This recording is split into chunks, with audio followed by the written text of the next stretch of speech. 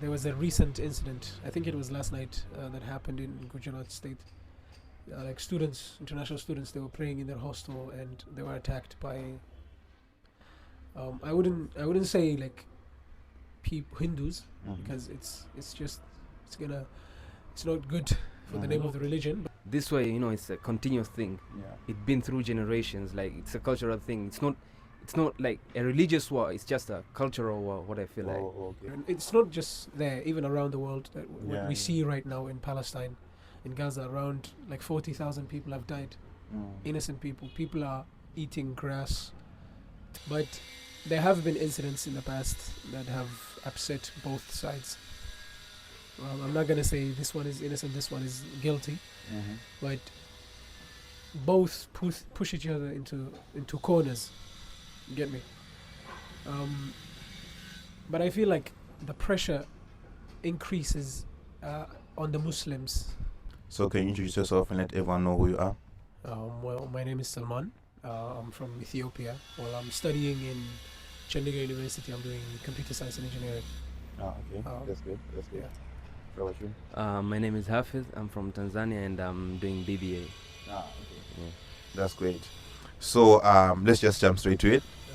So you guys are Muslims, right? Yeah. Yeah. So the first question that I have for you is about Ramadan. Can you just tell me about Ramadan? What is it about and what is it exactly? Well, Ramadan is a month.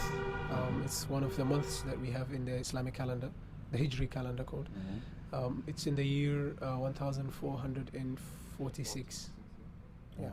So, according to that calendar, Ramadan is a month that Muslims fast for 30 days consecutively without stopping. As long as you have reached the age of 15 or above, you have to fast the 30 days. It's one of the pillars of Islam. When you reach puberty. Yeah. You can. Yeah. Okay. Well, it's one of the pillars of Islam. Islam has 5 pillars. One of them is fasting the Ramadan. Okay. So it's a very important month. Okay, that's great. That's great to hear that. So, since you guys are Muslims here in India, and the most of the population is Hindu. So, how is it being a Muslim in India in general? Yeah, well, in India, even though minority of the population is Muslims, it's around 300 million Muslims. It is the highest population of Muslims in the world. Even though compared to the Hindus, it's less number. So there is a lot of Muslims around this area in India. So yeah, it's a good country for Muslims. Okay. Yeah. Okay, that's good.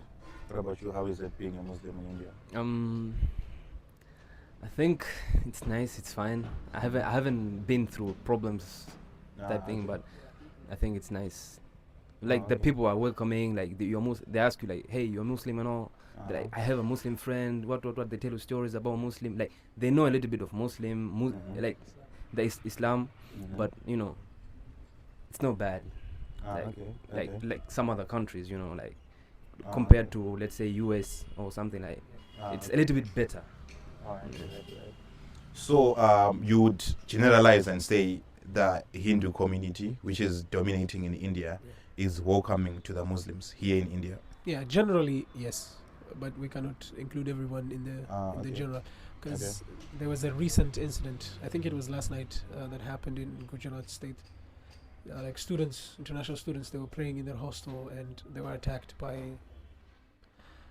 I wouldn't say like Hindus, because it's not good for the name of the religion. But like there's people who are like extremists who don't like other people following other religions, so they attack them. Let's hope that there were five people who were injured from different countries, and let's hope they're okay. Okay. Yeah. I mean, that's good. So to just delve deeper into that topic, really, when I was doing my research about Kerala specifically, Kerala apparently is the state in India that has most Muslims. Okay. And apparently there's been like the Hindu and Muslim war that is going on, like over land and stuff, and apparently, like there's that war going on between the Muslims and the Hindus in general. And I want to know, how do you guys feel about that? Well, I don't know about the war like the one in Kerala or like the one here in India basically, but this way, it's a continuous thing. Yeah. It's been through generations. Like it's a cultural thing. It's not like a religious war. It's just a cultural war. What I feel like, Okay. because like you inherit that. Should I call it like beef or like you inherit it? Then Yeah. it continues like that. You don't even know the reason. You just know maybe your parents or your ancestors they didn't like that, so like you inherit that. It's like that. So basically, I don't know, but Okay. Okay. Something. Yeah, well, it's true. There's issues all over the country, not just that part. But there have been incidents in the past that have upset both sides. I'm not gonna say this one is innocent, this one is guilty, but both push each other into corners. You get me? But I feel like the pressure increases on the Muslims because they're the minority, and since the Hindus have more number, it's more pressuring for the Muslims to be in that area. And it's not just there, even around the world. That what we see right now in Palestine, in Gaza, around like 40,000 people have died. Innocent people. People are eating grass to survive. Like massive starvation. Wallahi, I'm serious. Yeah. It's a very and also we can see things happening in Sudan as well.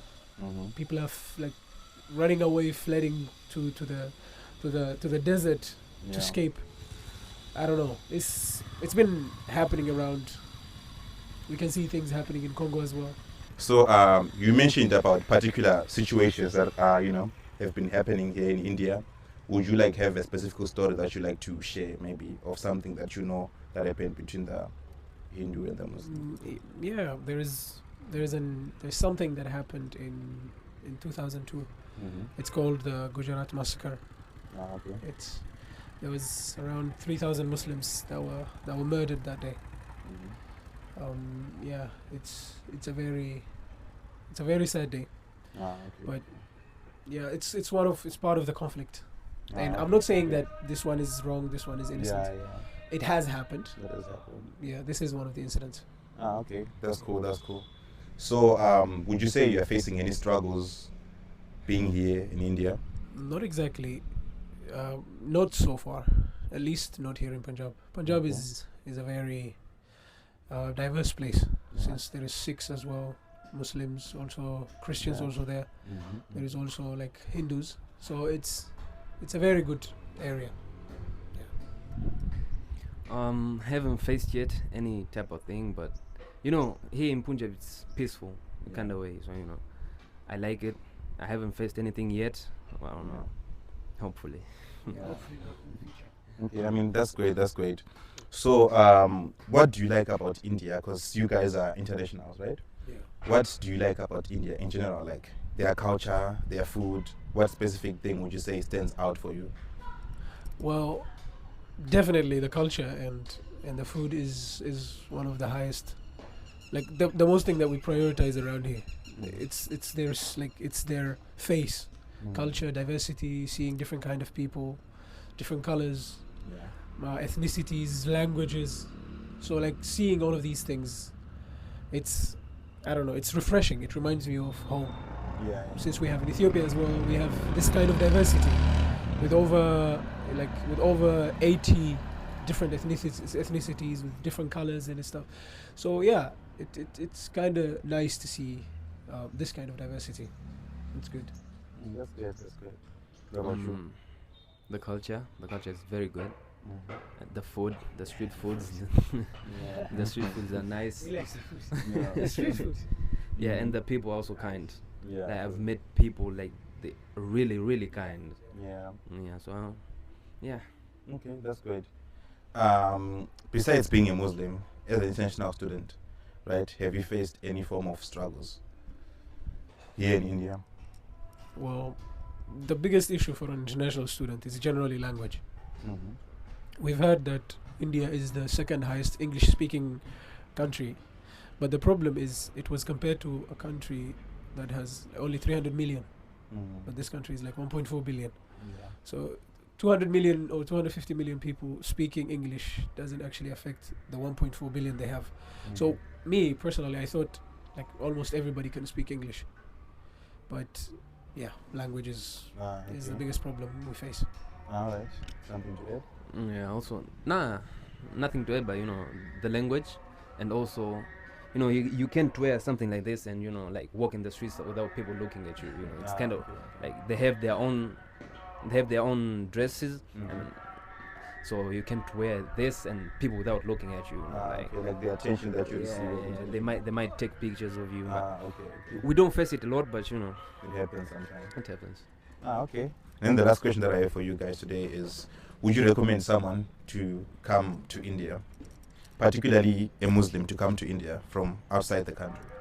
Absolutely, because even though it has struggles, even though it has its perks, I feel like having the experience to see what India is about is actually, it's a good experience that I've had so far. I mean, people think that it's a very hard thing to survive India, but it's not. Like what doesn't kill you makes you stronger. Yeah, true. Yeah, so it toughens you up. You get to see different people, different cultures, things that you can never imagine that you would actually see. Yeah. But yeah, I absolutely recommend it. That's great. Would you? As I said, I haven't faced anything yet, and the experience was nice. I mean, it's still nice. So I would recommend someone to come here to India. Okay. That's great. So yeah, pretty much that's all I had to ask you today, guys. Thank you so much for joining me.